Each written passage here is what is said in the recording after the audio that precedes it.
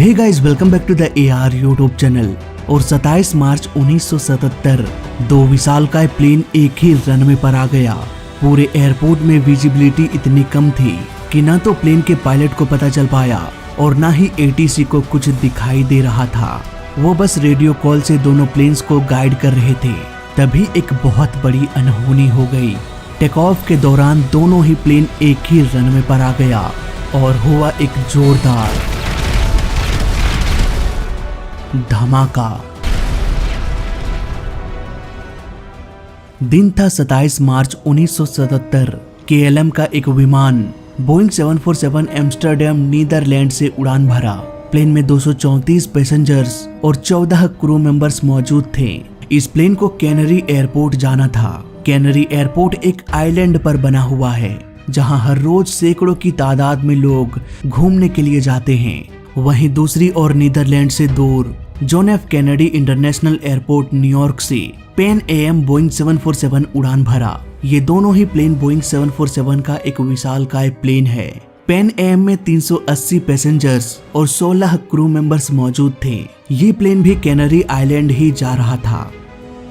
समुद्र के रास्ते से होते हुए KLM कैनरी आइलैंड पहुंच गया, लेकिन ATC ने KLM को लैंड करने का परमिशन नहीं दिया क्योंकि इस एयरपोर्ट में एक हादसा हो चुका था। दरअसल करीब 1 घंटे पहले कैनरी एयरपोर्ट अथॉरिटी को एक कॉल आया कि एयरपोर्ट में एक बॉम्ब है। इसके कुछ ही मिनटों बाद हुआ एक धमाका जिसमें कुछ लोग घायल भी हो गए। इसके बाद एक दूसरा कॉल आया। उसने कहा कि एयरपोर्ट में एक और बॉम्ब है जो कि कभी भी फट सकता है। अब तुरंत ही एयरपोर्ट को खाली करा दिया गया और यहाँ पर जितने भी फ्लाइट्स लैंड करने वाली थी उन सभी को डाइवर्ट करके टेनेरिफ एयरपोर्ट भेजा जाने लगा। यही वजह है कि KLM को भी टेनेरिफ एयरपोर्ट भेज दिया गया। इस एयरपोर्ट में हमेशा लो विजिबिलिटी रहती है, तुरंत ही फॉग देखने को मिल जाता है।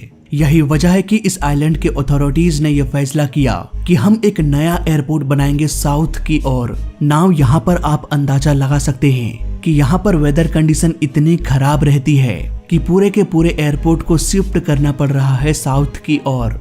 आज अगर हम इस आइलैंड में देखें तो टेनरिफ नाम से हमें 2 एयरपोर्ट देखने को मिल जाएगा, टेनरिफ नॉर्थ और साउथ एयरपोर्ट। खैर उस समय सिर्फ टेनरिफ नॉर्थ ही एग्जिस्ट करता था। ये एयरपोर्ट एक छोटा एयरपोर्ट है जिसमें सिर्फ एक ही रनवे मौजूद है, लेकिन उस दौर में भी रनवे की लंबाई इतनी थी कि KLM जैसे विशालकाय प्लेन भी आसानी से लैंड कर जाए। जब KLM ने लैंड किया तो उसने देखा कि यहाँ पर ऑलरेडी बहुत सारे प्लेन्स पहले ही लैंड किया हुआ है।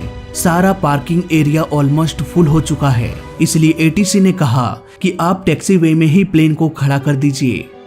उधर पैन AM भी कैनरी एयरपोर्ट पहुंच गया। अब उन्हें भी ये पता चला कि एयरपोर्ट में एक ब्लास्ट हुआ है। ATC ने साफ साफ कह दिया कि आप यहाँ पर लैंड नहीं कर सकते।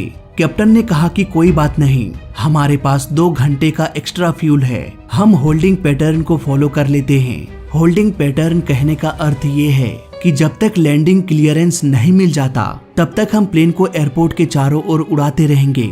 पर ATC ने कह दिया कि नहीं, हमें ये नहीं पता कि और कितना समय लग सकता है। जब तक दूसरे बॉम्ब का पता नहीं चल जाता तब तक हम किसी भी प्लेन को लैंड कराने का परमिशन नहीं दे सकते। इसलिए आपके लिए बेहतर यही होगा कि आप पास के ही एयरपोर्ट टेनेरिफ नॉर्थ में जाकर लैंड कर जाए। अब पैन AM भी उसी एयरपोर्ट की ओर निकल पड़ा जहां पहले से ही पूरा एयरपोर्ट फुल हो चुका था। टेनेरिफ ATC भी मजबूरी को समझ रहा था, इसलिए उसने कहा कि एयरपोर्ट में जगह तो नहीं है पर लैंड कर जाओ। और टैक्सी वे में KLM फ्लाइट को पहले से ही पार्क किया गया है, आप भी उसी प्लेन के पीछे टैक्सी वे में पार्क कर दे। KLM के सारे पैसेंजर्स बैठे बैठे बोर हो रहे थे, इसलिए उन्हें प्लेन के बाहर वेटिंग रूम में भेज दिया गया। उधर पैन AM के लैंडिंग के बाद कैप्टन ने कहा कि मेरे भी पैसेंजर्स को वेटिंग रूम में जाने की इजाजत दिया जाए। पर ATC ने कहा कि अब इतने सारे पैसेंजर्स आ चुके हैं कि वेटिंग रूम भी ऑलमोस्ट फुल हो चुका है। अगर आपके भी पैसेंजर्स यहाँ पर आते हैं तो बहुत भीड़ बढ़ जाएगी, इसलिए अब और नहीं। सारे पैसेंजर्स इंतजार करते करते थक चुके थे कि कब ये प्लेन दोबारा से उड़ान भरेगा। KLM के कैप्टन ने सोचा कि क्यों न हम फ्यूल भर ले ताकि हमें दोबारा से फ्यूल भरने के लिए इंतजार ना करना पड़े। वैसे भी यहाँ पर सिर्फ टाइम पास हो रहा है। कैप्टन ने कहा कि भाई हमारा टैंक फुल कर दो। तभी कैनरी आइलैंड से एटीसी का कॉल आया। उन्होंने कहा कि एयरपोर्ट अब दोबारा से रीओपन हो चुका है, अब सारे प्लेन्स कैनरी एयरपोर्ट में लैंड कर सकते हैं। दोस्तों, एयरपोर्ट में टैक्सीवे एक ऐसा रास्ता होता है जो प्लेन्स को रनवे तक ले जाता है। पैन एम टैक्सीवे में ही खड़ा था और उसके आगे केएलएम फ्लाइट थी। केएलएम ने पूरा रास्ता ब्लॉक करके रखा था, यानी कि जब तक ये प्लेन टेक ऑफ ना कर ले तब तक टेनरिफ एयरपोर्ट का कोई भी प्लेन टेक ऑफ नहीं कर पाएगा। अब कैनरी एयरपोर्ट के ओपन हुए आधे घंटे से भी अधिक समय हो चुका था और केएलएम को फ्यूल भरने में करीब 35 मिनट का वक्त लगने वाला था। फ्यूल भरने के बाद सारे पैसेंजर्स वेटिंग रूम से वापस केएलएम में सवार होने लगे, लेकिन इनमें से एक पैसेंजर अभी भी मिसिंग था। काफी खोजबीन के बाद ये पता चला कि वो पैसेंजर अपना लगेज लेकर निकल गई, उसे टेनरिफ सिटी में ही रुकना था। खैर, इन सारे लफड़ों के बाद फाइनली केएलएम तैयार हो गया टेक ऑफ करने के लिए। एटीसी ने कहा कि टैक्सीवे तो ब्लॉक है, इसलिए आप आगे से रनवे तक जाओ, इसके बाद तब तक आगे बढ़ते रहो जब तक कि थर्ड एग्जिट ना आ जाए। थर्ड एग्जिट में मुड़ जाना है, इसके बाद आगे जाकर टेक ऑफ के लिए तैयार हो जाना है। नाउ ये थर्ड एग्जिट क्या है? दोस्तों, एक रनवे 10,000 फीट से भी अधिक लंबी हो सकती है। सपोज एक छोटा प्लेन इस रनवे पर लैंड करता है तो वो आसानी से 2-3 हजार फीट के रनवे में ही रुक सकता है। ऐसे में इस प्लेन को रनवे के आखिरी छोर तक जाकर मुड़ने की जरूरत नहीं है। रनवे के बीच बीच में भी बहुत सारे रास्ते होते हैं, इसे हम एग्जिट कहते हैं। इसी एग्जिट से होते हुए प्लेन टैक्सीवे तक पहुंच सकता है और आगे जाके यात्रियों को उतार सकता है। यही वजह है कि नॉर्मली एक रनवे में एक से अधिक एग्जिट बनाया जाता है। टेनरिफ एयरपोर्ट के रनवे में 4 एग्जिट मौजूद था। एटीसी ने केएलएम से कहा कि आपको थर्ड एग्जिट में मुड़ना है, लेकिन यहाँ पर थर्ड और फर्स्ट एक जैसा सुनाई दे रहा था। धीरे धीरे मौसम खराब होती जा रही थी, जिसकी वजह से रेडियो कॉल में नॉइज भी काफी बढ़ने लगा। केएलएम का फर्स्ट ऑफिसर बार बार ये कंफर्म कर रहा था कि फर्स्ट में मुड़ना है या थर्ड में। इसी कंफ्यूजन को देखते हुए एटीसी ने कहा कि आप एक काम करो, फर्स्ट और थर्ड को साइड में रखो और सीधे चले जाओ। तब तक सीधे चलते रहना जब तक कि रनवे का आखिरी छोर ना मिल जाए, इसके बाद सीधा यू टर्न ले लेना। अब मौसम इतनी खराब हो चुकी थी कि एटीसी टावर से ना तो प्लेन दिख रहा था और ना ही रनवे। एयरपोर्ट में ग्राउंड रडार भी नहीं था जिसकी मदद से प्लेन के लोकेशन को देखा जा सकता है। खैर, केएलएम निकल पड़ा। इस प्लेन के पीछे पैन एम खड़ा था। एटीसी ने कहा कि आप भी केएलएम को फॉलो करते हुए थर्ड एग्जिट में मुड़ जाना। अब पैन एम के कैप्टन को भी कंफ्यूजन होने लगा कि एटीसी ने फर्स्ट बोला या थर्ड। इस कंफ्यूजन को देखते हुए एटीसी ने क्लियर किया कि आपको थर्ड एग्जिट में मुड़ना है, 1 2 3 थर्ड। अब इतना डिटेल में समझाने के बाद पैन एम के दोनों पायलट को ये समझ में आ गया कि उसे थर्ड एग्जिट में मुड़ना है। फिर क्या था, वो भी केएलएम के पीछे पीछे निकल गए। अब तक मौसम इतनी खराब हो गई कि पैन एम के पायलट अपने आगे जा रहे केएलएम फ्लाइट को भी देख नहीं पा रहे थे। ऊपर से रनवे में लाइटिंग भी नहीं था।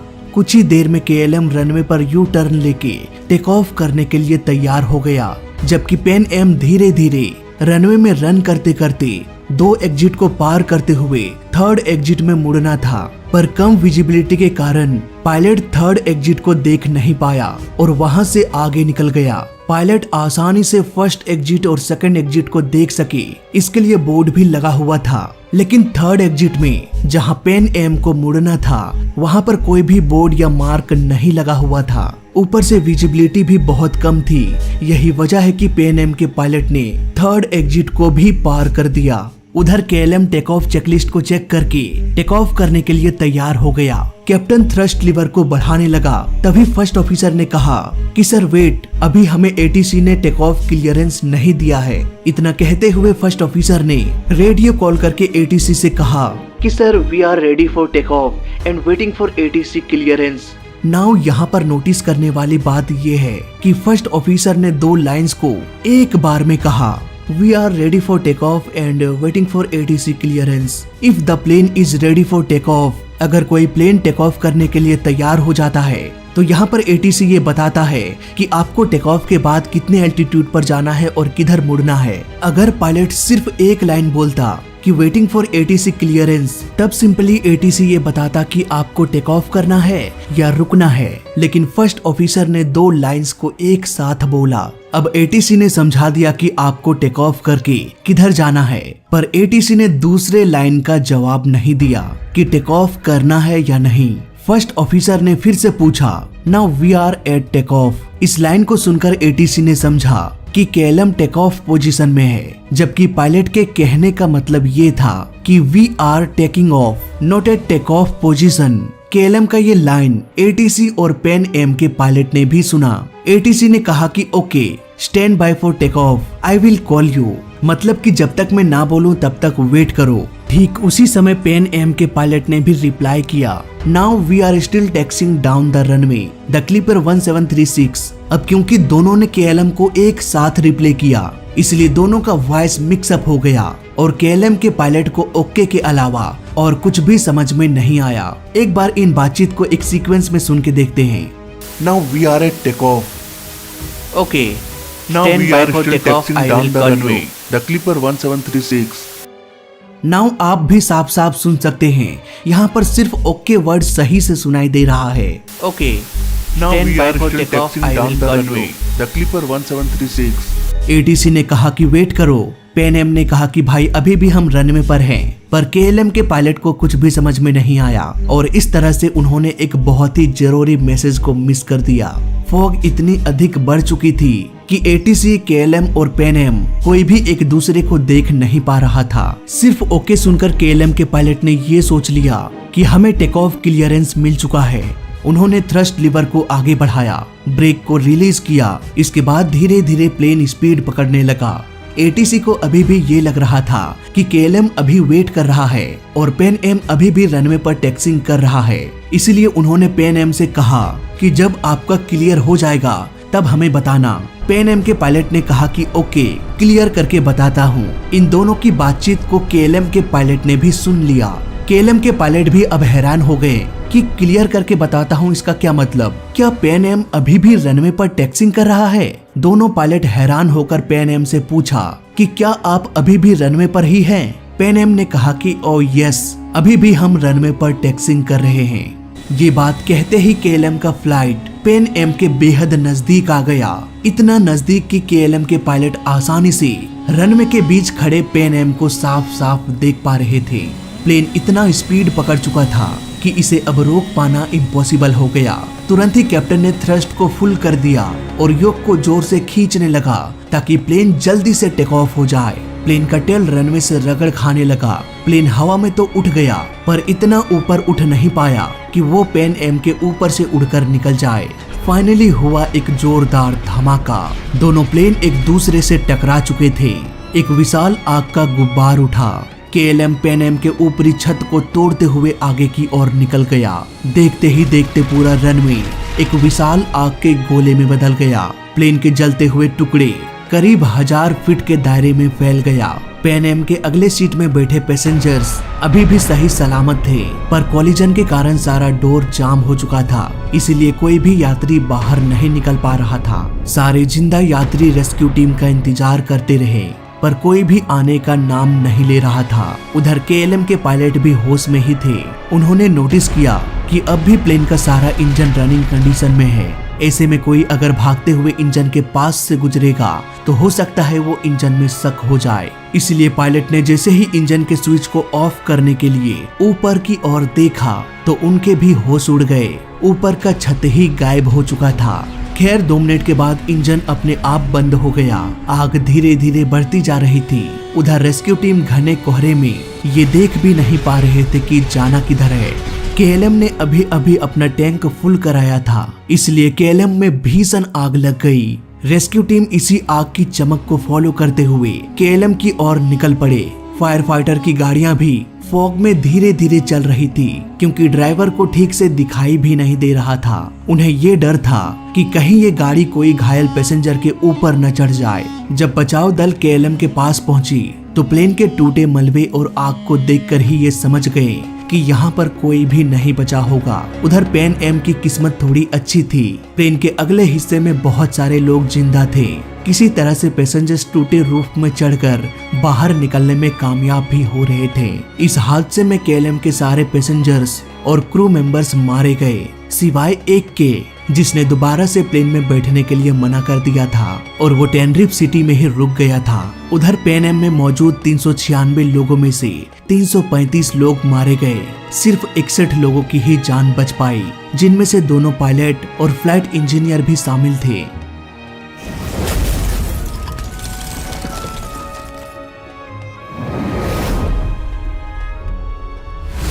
इस केस के इन्वेस्टिगेशन की शुरुआत करते हैं हादसे के कुछ मिनट पहले से, जब केएलएम के कैप्टन वेंजन टेन ने जबरदस्ती प्लेन को टेक ऑफ कराने लगा।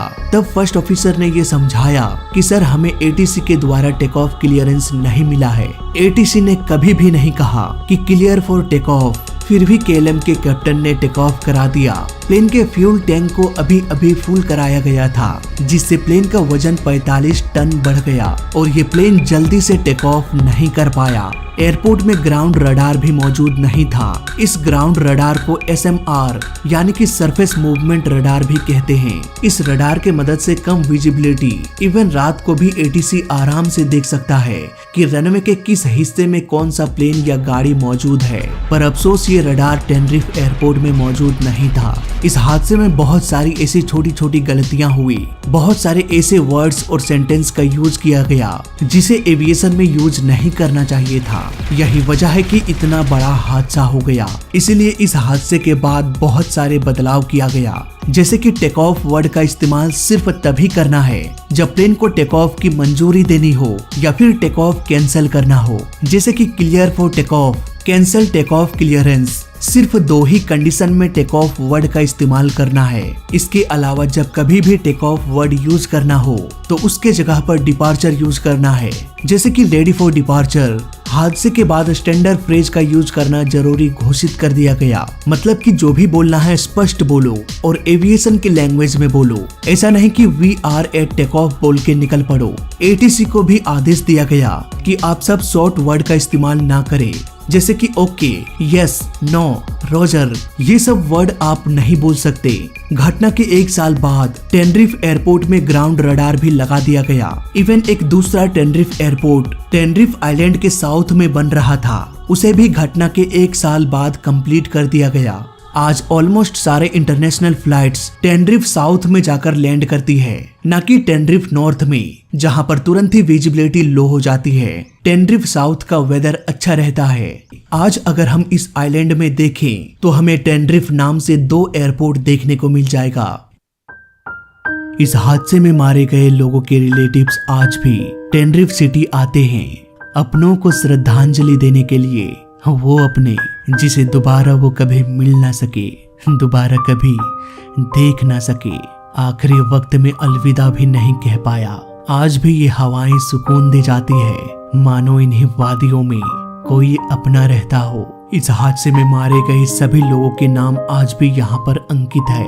ये हादसा एविएशन के इतिहास में सबसे भयानक हादसे में से एक है। आई होप आपको पूरी कहानी समझ में आ गया होगा। फिलहाल इस वीडियो में अभी तक के लिए बस इतना ही। वीडियो अच्छा लगा तो लाइक कर देना, बुरा लगा तो डिसलाइक कर देना और दोनों ही केस में इस चैनल को सब्सक्राइब कर देना, क्योंकि इस चैनल में सीखने के लिए बहुत कुछ है। तो मैं मिलता हूँ आपसे अगले वीडियो में, तब तक के लिए देखते रहिए और सीखते रहिए। जय हिंद, वंदे मातरम।